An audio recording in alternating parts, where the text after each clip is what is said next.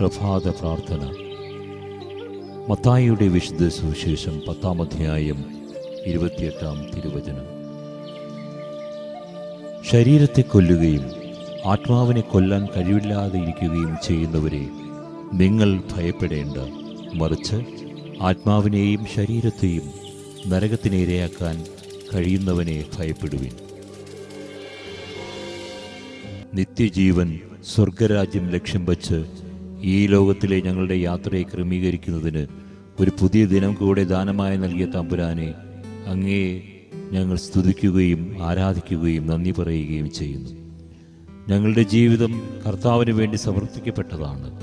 കർത്താവെ, മനുഷ്യജീവിതം ഏത് അവസ്ഥയിലായാലും, പൗരോഹിത്യം ആയിക്കൊള്ളട്ടെ, സന്യാസമോ വൈവാഹിക ജീവിതമോ ഏകാന്ത ജീവിതമോ ആയിക്കൊള്ളട്ടെ, അത് അങ്ങേ സമർപ്പിക്കപ്പെട്ട് അങ്ങേ മനസ്സിലുള്ള പദ്ധതി നടപ്പിലാക്കി സ്വർഗീയ ഭവനത്തിലേക്ക് എത്തിച്ചേരേണ്ടതാണ് എന്ന നിത്യസത്യം ഓരോ നിമിഷവും ഞങ്ങളുടെ ഹൃദയാന്തരങ്ങളിൽ ജ്വലിച്ചുകൊണ്ട് മുന്നേറി നരകത്തിനിരയാക്കുവാൻ, ഞങ്ങളുടെ ചുറ്റും ചുറ്റിക്കറങ്ങി കൗശലപൂർവ്വം ഞങ്ങളെ സ്വന്തമാക്കുവാൻ കിണഞ്ഞു പരിശ്രമിക്കുന്ന പൈശാചിക ശക്തികളെ ഉന്മൂലനം ചെയ്ത് പരിശുദ്ധിയിൽ വളരുവാനും, അങ്ങനെ മഹിമയിൽ മഹാപ്രതാപവനായ അങ്ങേ സന്നിധിയിൽ സദാ വ്യാപരിക്കുവാൻ തക്ക രീതിയിൽ ഈ ദിനം ഉപയുക്തമാക്കുവാൻ ഞങ്ങളെ അനുഗ്രഹിക്കണമേ.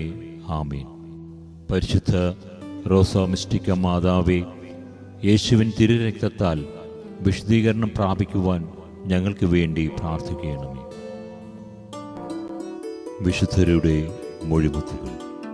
വിശുദ്ധ അമൽ ബുർഖ ഫ്ലാൻഡേഴ്സ്.